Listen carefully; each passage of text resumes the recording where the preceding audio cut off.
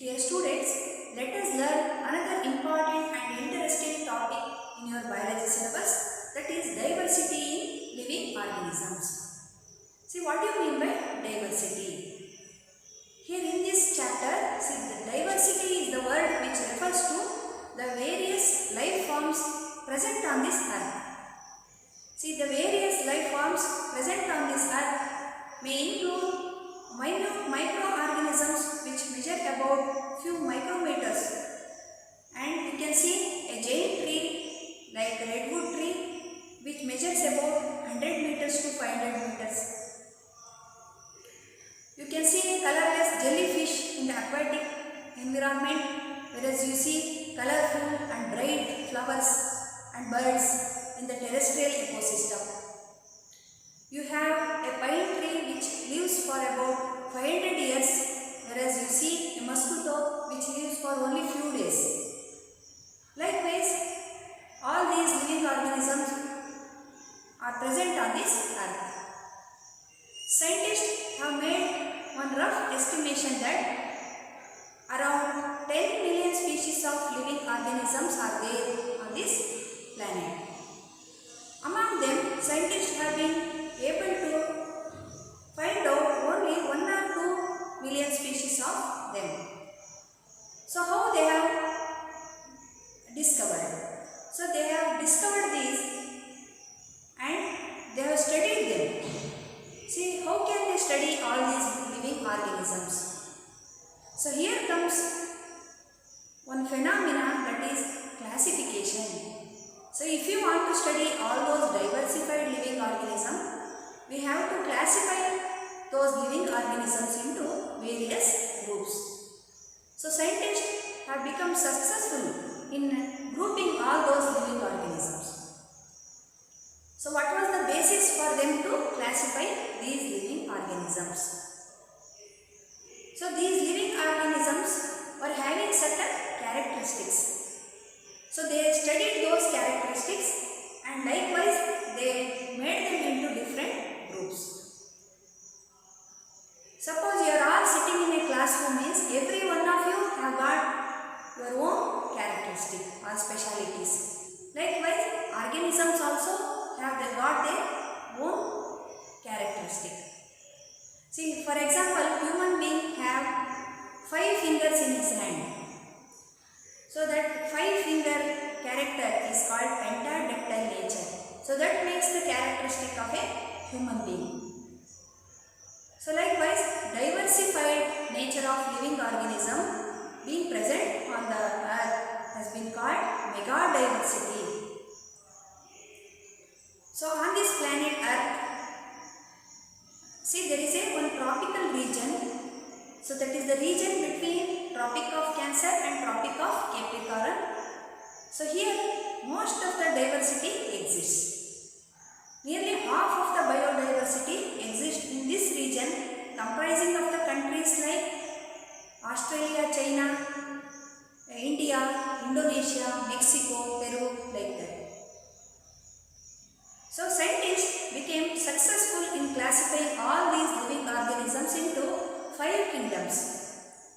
So before classification, they studied their characteristics. So they studied the characteristics of living organisms. That the basic thing is all living organisms are made up of cells. Either they are eukaryotic cells or prokaryotic cells. See, eukaryotic cells have got a nucleus which is bounded by a nuclear membrane, whereas prokaryotic cells do not have a definite nucleus. So they have got cell organelles in their cell, so which are specialized for doing various functions with special biochemical pathways. For example, mitochondria helps in releasing the energy, chloroplast helps in the process of photosynthesis, like that. So they came to other characteristics like organisms may be unicellular or multicellular. You have a unicellular organism like a bacteria or a multicellular organism like plants or animals. And they noticed that plants have a separate system, that is autotrophic nutrition, where they produce their own food. So what is the characteristic of animals? So they have got specialized organs which are having the capacity to perform different types of functions. So on the basis of all the characteristics of living organisms, they were made into separate groups. So scientists found another link between this classification and evolution.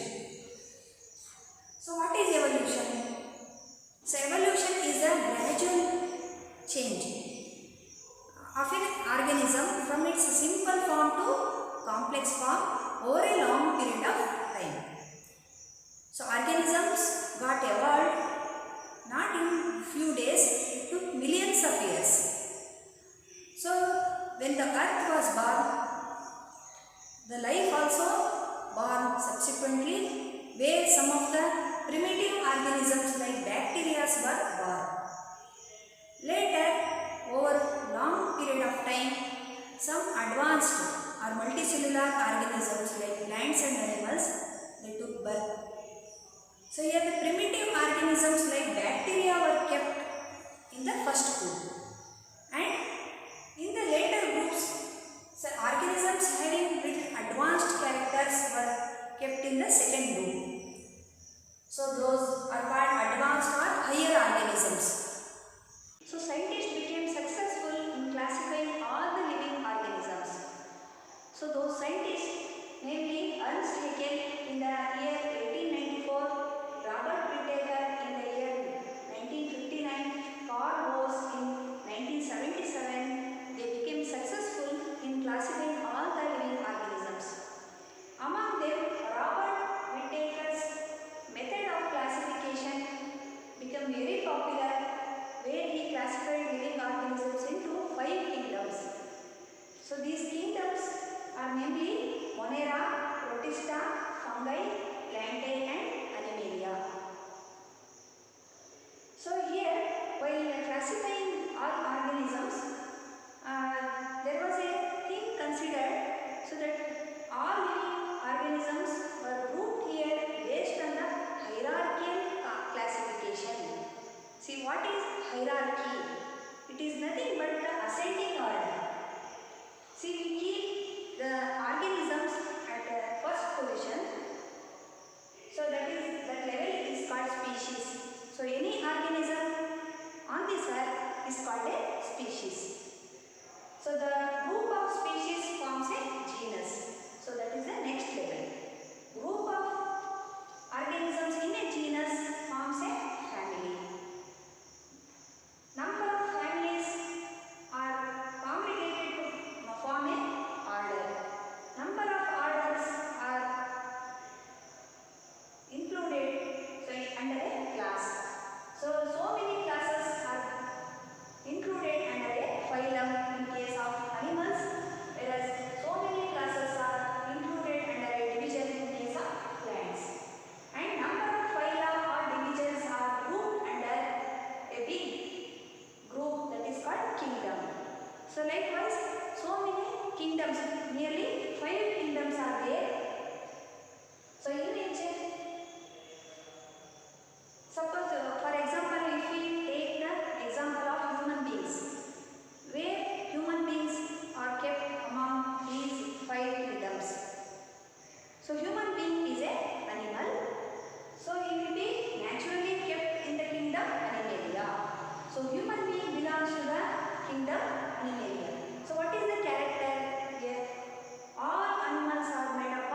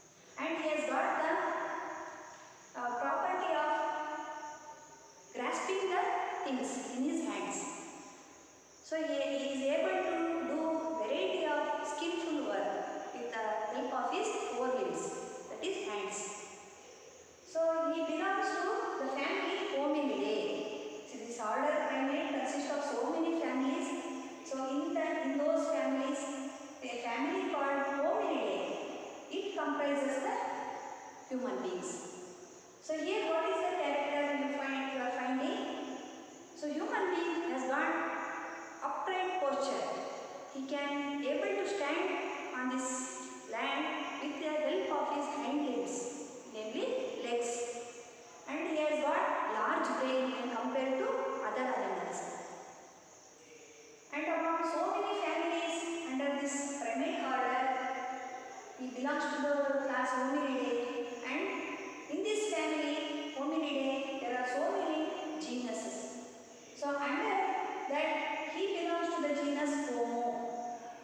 Say Homo is having the character like the spinal cord being in a special shape, that is S shape. And in the genus Homo, he has been called by a species name, that is sapiens. Sapiens means having the skull. The brain is protected inside the bony box called skull, and he has got a well-developed chin portion and a flat forehead. So like this, scientists have become successful in classifying all the organisms into different kingdoms, and likewise in all the groups. So these are characterized by special characters. Living organisms have been classified into 5 major kingdoms. So based on the characteristic features of the organisms present in these kingdoms, so they can be called as prokaryotic cells or eukaryotic cells. So the organisms having the prokaryotic cells, they are said to be unicellular, and these organisms are included under the kingdom Monera. So the eukaryotic cells, organisms having eukaryotic cells may be unicellular or multicellular.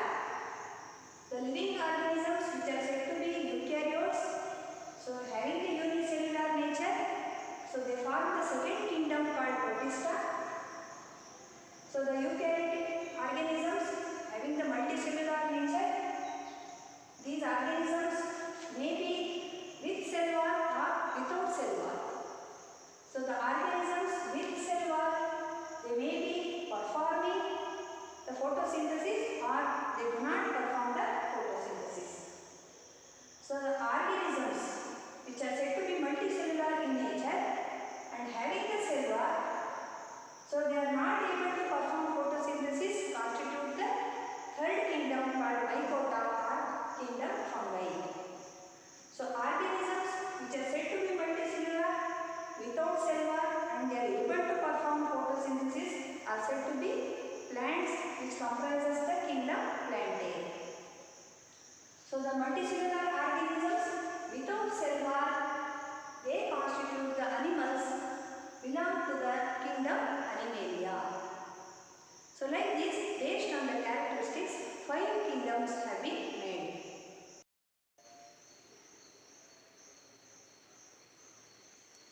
The examples of the kingdom Monera include bacteria and Anabaena. So in kingdom Protista you have Paramecium, amoeba and Euglena.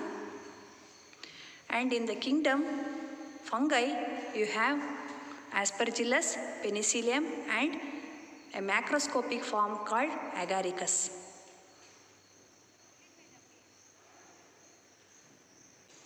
Scientists have classified all the living organisms into 5 different kingdoms.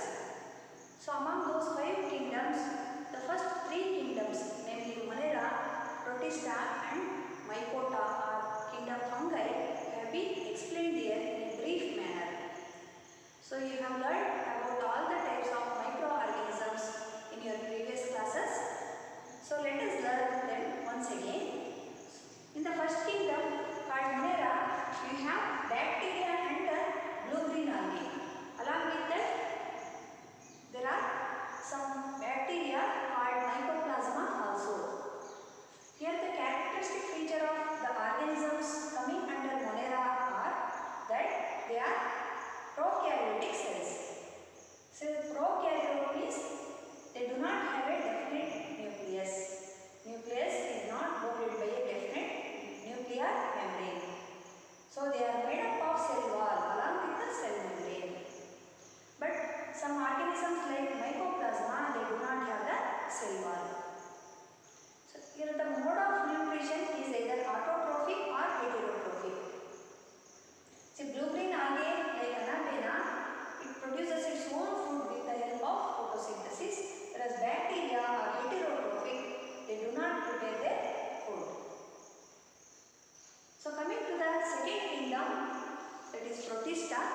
Here the organisms are also called by another term protozoans.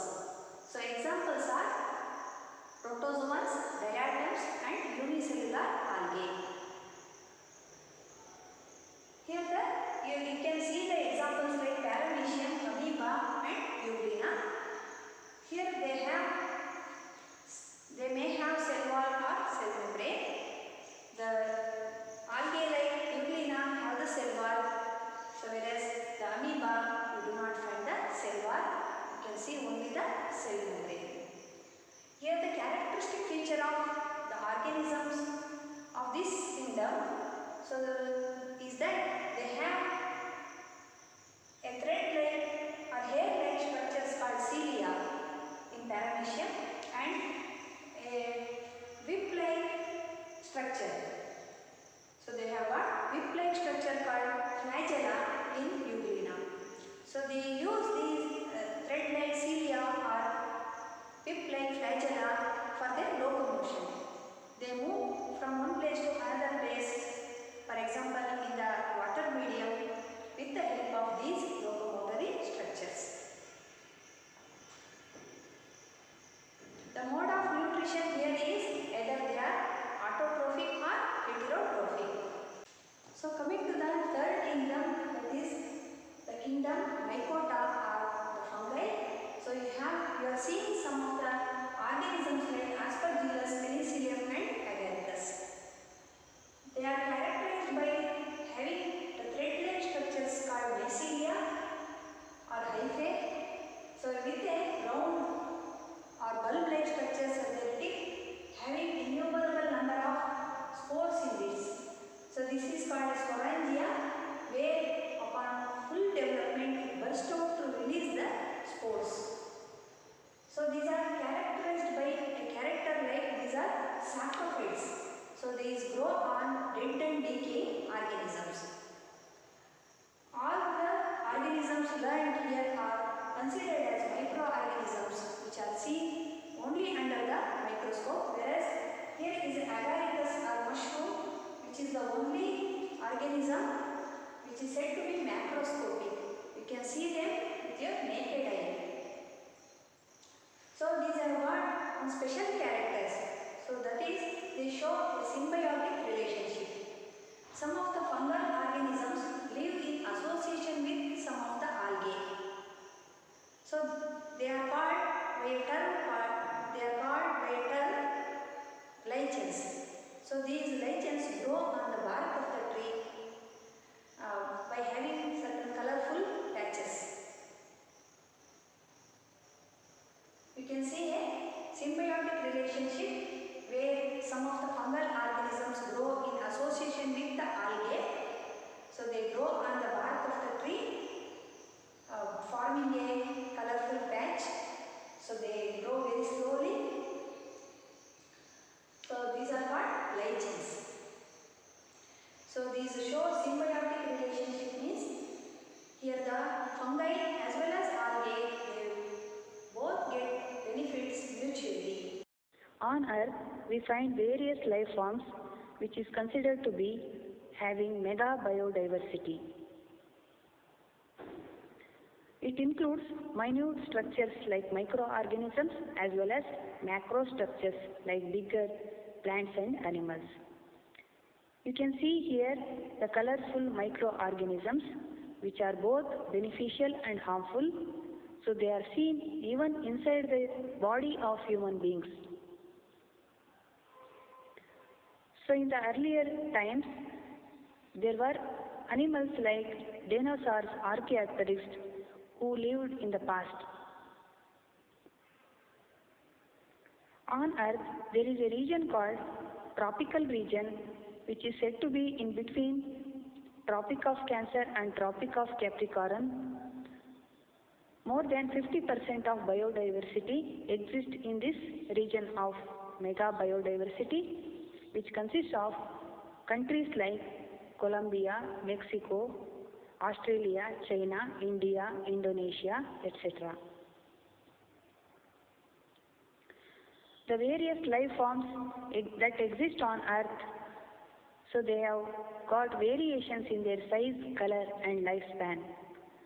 The various sizes of living organisms may include a blue whale measuring up to 30 meters and a amoeba which measures only few micrometers.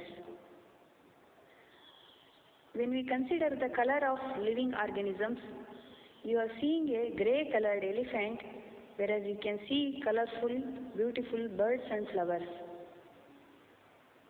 When we consider the lifespan of living organisms, a tree like pine live for about thousands of years and a mosquito will live only for few days. The scientist called Aristotle in the earlier times tried to classify all the living organisms into water living, air living and land living organisms.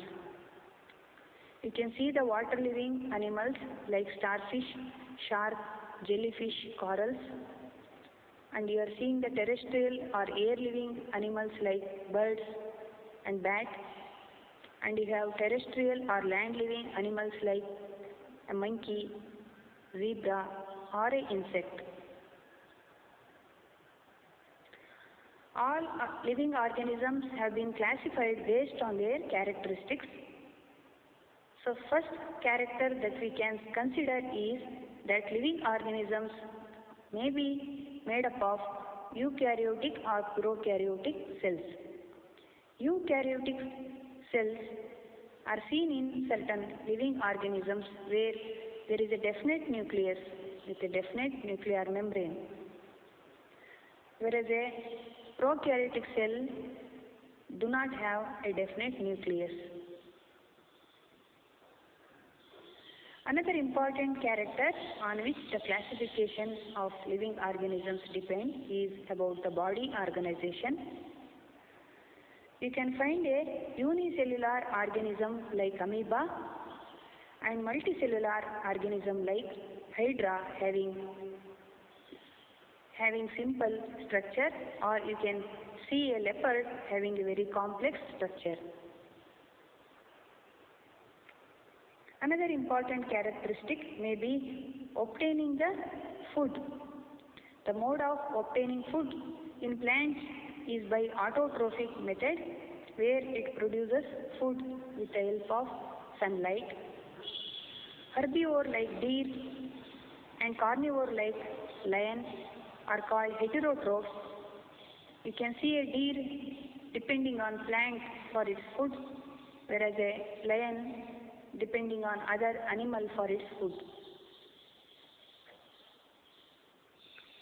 Different scientists, namely Ernst Haeckel, Carl Woese, Robert Whittaker, successfully tried in classifying living organisms. So they classified living organisms based on hierarchy. Carolus Linnaeus was a scientist who named all living organisms scientifically and classified them into plants and animals. He is called father of taxonomy. Taxonomy is the study of classification of living organisms. Let us see what is hierarchy of classification. Hierarchy of classification consists of 7 steps.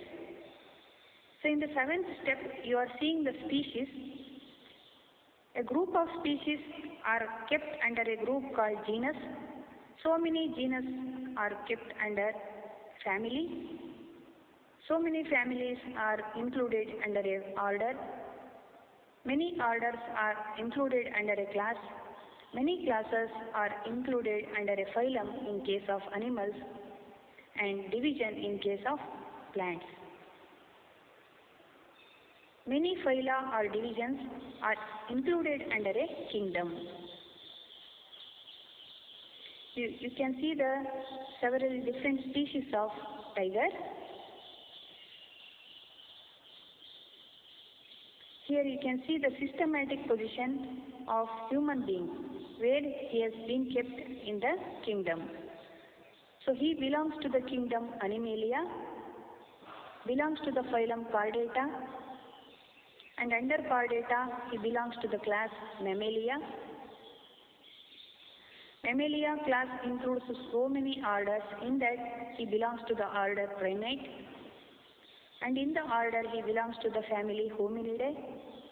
So under the family Hominidae, his genus is said to be Homo and species name said to be Sapiens. So the scientific name of human being is Homo sapiens. So here you are seeing the human beings, which is considered to be a species. A species is a group of living beings which can reproduce among themselves and keep their reproduction, keep their population alive.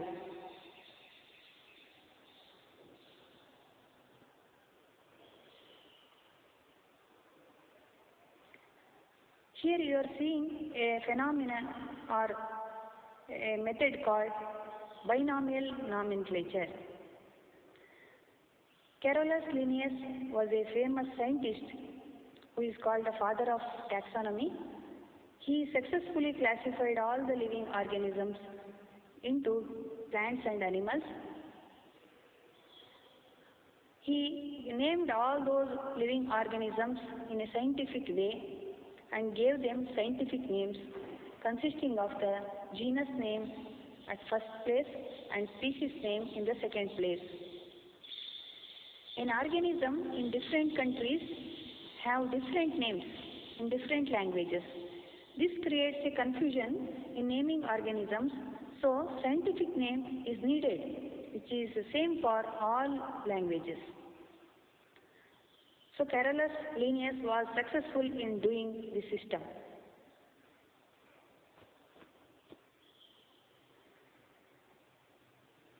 Among all scientists, Robert Whittaker successfully classified all the living organisms into 5 different kingdoms. So among the 5 kingdoms, the first 3 kingdoms include most of the microorganisms. Let us study the first 3 kingdoms called Monera, Protista and Mycota or fungi. Let us learn them in a brief manner. We have already learnt about the flow chart, how these living organisms have been classified into 5 different kingdoms. The kingdom Monera includes prokaryotic cells, whereas kingdom Protista includes eukaryotic cells having unicellular cells. And in the multicellular organisms, the organisms having the cell wall which do not prepare the photosynthesis are said to be the fungal organisms belonging to the kingdom fungi. And the organisms having the cell wall and does the process of photosynthesis are said to be plants which belonging to the 4th kingdom Plantae. And the organisms which are said to be multicellular and without the cell wall, so they are said to be animals, so it belongs to the kingdom Animalia. So let us study the first kingdom Monera. Here you can see the structure of different types of monerans. You are seeing the structure of bacteria. You are seeing the structure of a blue-green algae called Anabaena. So all monerans have prokaryotic cells. These are said to be unicellular. So they are either autotrophic or heterotrophic, and they may or may not have cell wall. So monerans include archaebacteria and blue-green algae. And some of the mycoplasma are also included where they do not have the cell wall. We have second kingdom called Protista, so which are said to be having eukaryotic cells, and usually they are unicellular. So they show the property of plants by being autotrophic sometimes. For example, algae and diatoms. Some of the protozoans act like animals. They show the properties of animals like being heterotrophic. For example, organisms like amoeba, paramecium and euglena. And some protists are acting like fungi. They show the characteristics of fungi being a saprophytic in nature. Examples are slime molds and water molds. So they have got special property of having cilia or flagella, which is used as locomotory structure. Here the third kingdom includes the fungal organisms. You are seeing the mushrooms here, which are said to be macroscopic. On the other side, you are seeing microscopic microorganisms like Aspergillus, Penicillium, which grow on the dead and rotting food substances.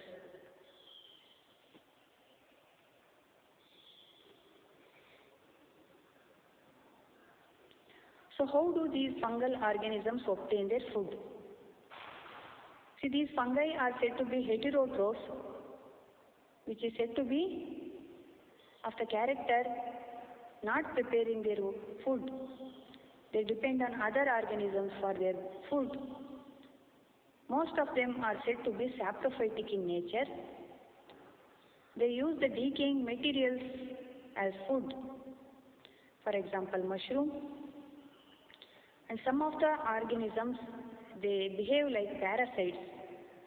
Fungal organisms, they grow on plants and animals, live inside the body of them to obtain the food, and they may cause some diseases.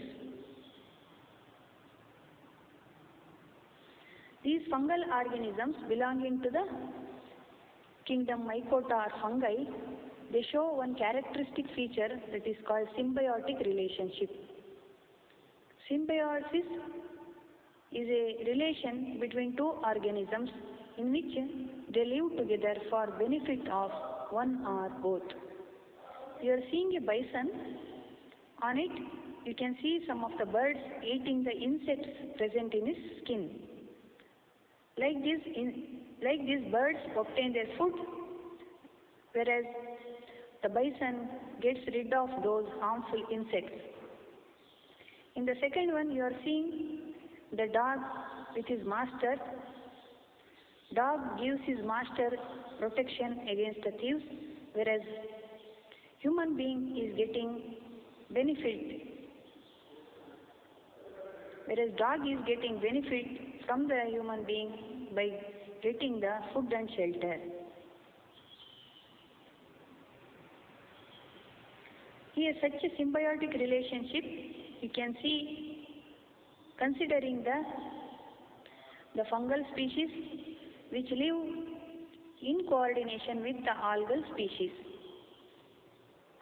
So here you are seeing a structure called lichens, which are growing on the bark of the tree.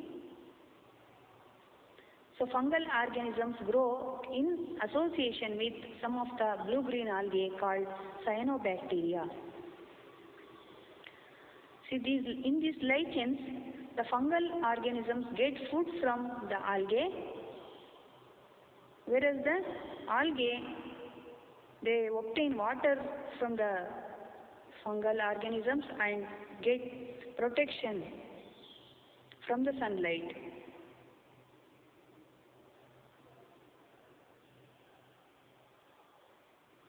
Thus, we have learned about these three kingdoms in a brief manner.